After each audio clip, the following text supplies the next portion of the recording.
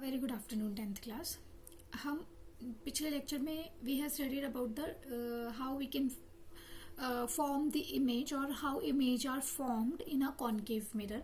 तो हमने तीन जो थे पोजीशंस डिस्कस कर ली थी। First was when the object will be in infinity, तो इमेज कहाँ फॉर्म होगी। The second was when the object is beyond centre of curvature, फिर जो है वो इमेज कहाँ बनेगी। And the third was when the object will be on centre of curvature, तो जो है इमेज फॉर्मेशन कहाँ होगी। तो ये तीन positions of object as well as image जो है वो हम डिस्कस कर चुके हैं। Now we are going to discuss इस फर्दर डिफरेंट पोजीशंस को डिस्कस करेंगे। So the fourth position is when the object lies between center of curvature and focus of concave mirror। यानी कि अगर आपका जो ऑब्जेक्ट है वो सेंटर ऑफ कर्वेचर और फोकस के बीच में है। You can see here is the object A B, ये सेंटर ऑफ कर्वेचर और फोकस के बीच में है, तो इमेज फॉर्मेशन जो है वो कहाँ पर होगी। सो हमें पता है कि हमारी जो फर्स्ट रे है that will go parallel to the principal axis and after reflection it will pass through the focus से वो पास होगी। दूसरी रे हमारी सेंटर ऑफ कर्वेचर से जाती है और जो रे सेंटर ऑफ कर्वेचर से जाती है वो उसी पाथ पे वापस से रिफ्लेक्ट बैक हो जाती है। ठीक है, तो जब ये दो रेज हमारी जहां पर मीट करेंगी वहां हमारी इमेज जो है वो फॉर्म होगी। It means the image will form behind और beyond centre of curvature. So let's see कि आपने जैसे ये देख लिया कि यहाँ पे क्या है, एक रे यहाँ से पैरेलल जा रही है और रिफ्लेक्ट होकर, और दूसरी जो है सेंटर ऑफ कर्वेचर से पास होकर यहाँ मीट कर रही है ये दोनों रेज। तो हमारी जो इमेज है वो कहाँ बन रही है, सेंटर ऑफ कर्वेचर के पीछे बन रही है।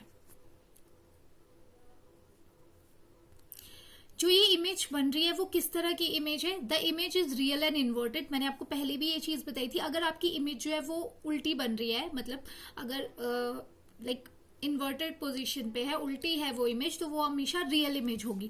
So this image is also inverted, that's why it is a real image. दूसरा क्या है, हम अगर देखें तो पहले जो हमारा ऑब्जेक्ट था वो छोटा था, जबकि हमारी इमेज जो थी वो लार्ज साइज की बन रही है। सो इमेज कैसी बन रही है, लार्ज साइज की एज कंपेयर टू ऑब्जेक्ट। और कहाँ बन रही है, बियॉन्ड सी, यानी सेंटर ऑफ कर्वेचर के पीछे बन रही है image. So this was the image when your object lies between center of curvature and focus. Now the fifth point or the fifth position is when the object is at focus of concave mirror। यानी कि जब आपका जो object है वो focus के ऊपर ही लाई कर रहा है।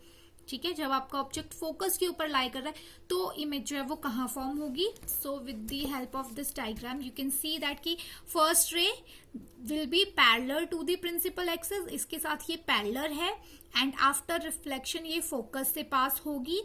Second ray will be reflected और go through by centre of curvature, और जो रे सेंटर ऑफ कर्वेचर से पास होती है वो सेम ही पाथ पर रिफ्लेक्ट होती है।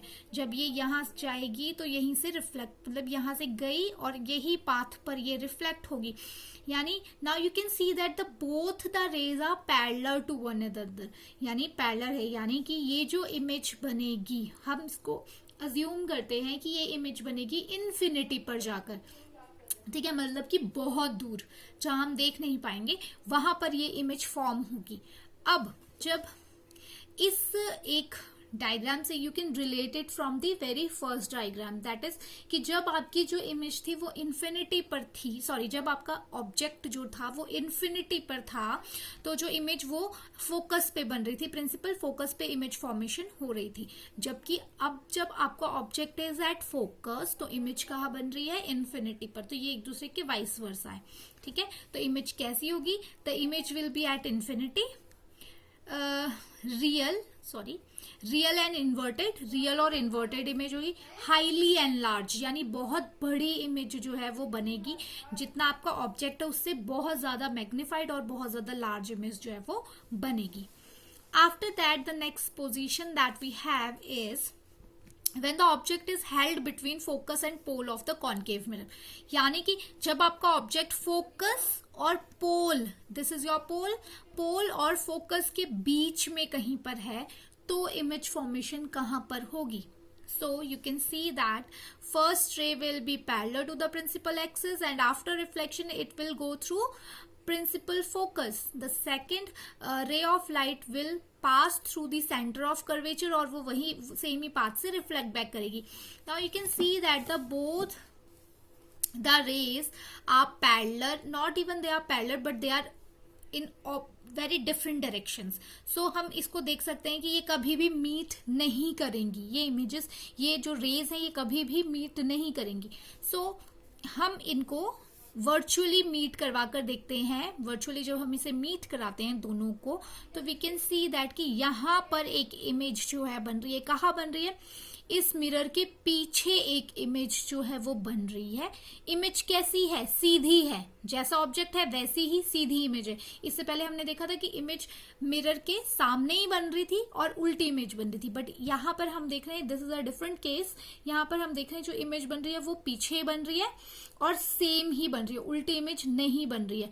ठीक है. So you can see that the image is virtual and erect. यानी कि erect मतलब होता है सीधी. ठीक है. यानी जो इमेज बन रही है वो सीधी बन रही है और जो सीधी इमेज होती है वो वर्चुअल यानी फॉल्स या फिर झूठी आप कह सकते हो, या फिर लाइक वर्चुअल मीन्स झूठी इमेज. झूठी यानी कि फेक या फॉल्स इमेज. ठीक है. तो यानी ये रियल इमेज नहीं है, ये कैसी है? फॉल्स है, फेक इमेज है, झूठी या फिर वर्चुअल इमेज है. ठीक है. और इरेक्ट है यानी सीधी है. ठीक है. दूसरी चीज, the image is larger than the size of object. और कैसी है? जितना ऑब्जेक्ट है उससे बड़ी है. और कहाँ बनी वो image? Formed behind the mirror. Mirror के पीछे जो है ये इमेज फॉर्मेशन हुई है. As the image is virtual, it cannot be taken on the screen. Since it is a virtual image, हम इसको स्क्रीन पर नहीं देख पाते. It's a virtual reflection. ठीक है. जो ऑब्जेक्ट ने शो किया है, तो ये इमेज जो है स्क्रीन पर नहीं विजिबल होती है. So these were the few of positions of object, जिससे हमें पता चलेगा कि ऑब्जेक्ट अगर इस पोजीशन पे होगा तो इमेज फॉर्मेशन जो है वो कहाँ होगी और जो इमेज बनेगी वो किस तरह की होगी, उसका नेचर किस तरह का होगा. So this was that. Now we will discuss the uses of concave mirror. की जो कॉन्केव मिरर्स हैं इनको हम कहाँ यूज करते हैं. अच्छा, इस तरह की इमेजेस हमें पता चल गई कि बन रही हैं, बट ये इमेजेस यूज कहाँ हो रही हैं. सो first of all, the concave mirrors are commonly used in the torches, searchlights, vehicles, highlights of powers, parallel beams of light. ठीक है. They are often used by shaving mirrors वगैरह में भी इनको यूज किया जाता है. The dentist use concave mirror to see the large images of the teeth of the patient. Large concave mirror are used to concentrate sunlight to produce heat in the solar. तो इसमें क्या होता है कि हम इसको जो कॉन्केव मिरर्स हैं इनको जो हीट रेडिएशन है उसको कॉन्सेंट्रेट करने के लिए भी यूज करते हैं. क्योंकि हमने देखा था स्टार्टिंग में जब मैंने आपको बताया था, तो मैंने बताया था कि जो कॉन्केव मिरर्स हैं उनको कन्वर्जिंग मिरर्स भी कहा जाता है. क्यों? क्योंकि वो लाइट रेडिएशन को कन्वर्ज करते हैं एक जगह पे, तो जिससे हीट प्रोड्यूस होती है, तो उसके लिए भी इनको यूज किया जाता है. So this was your topic. Like, so the questions are, so the first question that you have to do is draw a ray diagram for the object when the object is present on the focus. कि जब object जो है वो focus पे present होगा तो image जो है वो कहाँ बनेगी. So this is your first question. Your second question is right the uses of concave mirror. Thank you.